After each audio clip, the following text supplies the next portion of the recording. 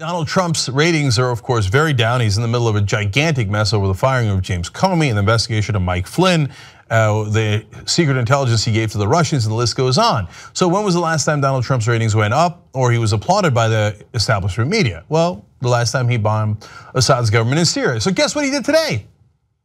Out of the blue, not because of a chemical attack, not for any stated reason that seems apparent to anyone else. He's like, I'm gonna bomb Assad's government in Syria again. Now, the last time he did that, all the media fell over themselves going, oh my God, he's now a president, he's now awesome. I hope they don't make that same mistake. So let me give you the details from USA Today. A US airstrike in Syria on Thursday targeted pro-regime forces who were threatening a coalition base where advisors train anti-Islamic state fighters, according to US military official.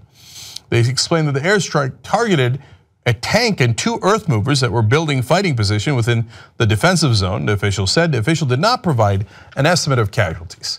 So let me decipher that for you guys. Oh, the Assad guys were not, were being problematic in our fight with ISIS. That's our official excuse.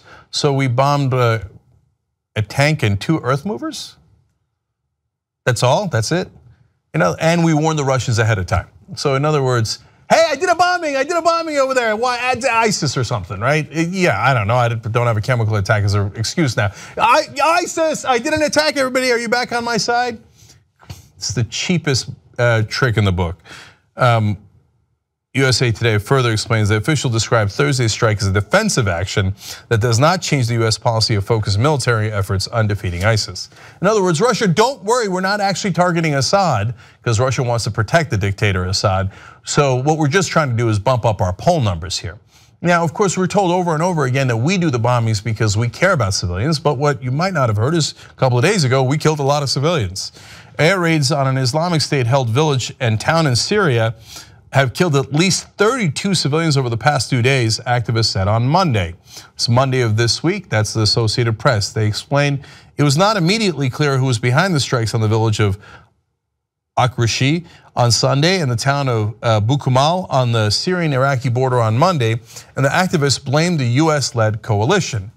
So when Assad killed those kids, and he's killed more than the people that died in that chemical attack, 84 people died there, including a lot of kids and civilians, that is outrageous and the whole world is united. When we do it, oh, come on, that was just an honest mistake when we killed those 32 civilians. What are you getting all hurt over, okay? The Pentagon acknowledged late last month that at least 352 civilians have been killed by coalition strikes in 2 countries since the start of the air campaign against ISIS in 2014. However, activists monitoring groups say the number is much higher.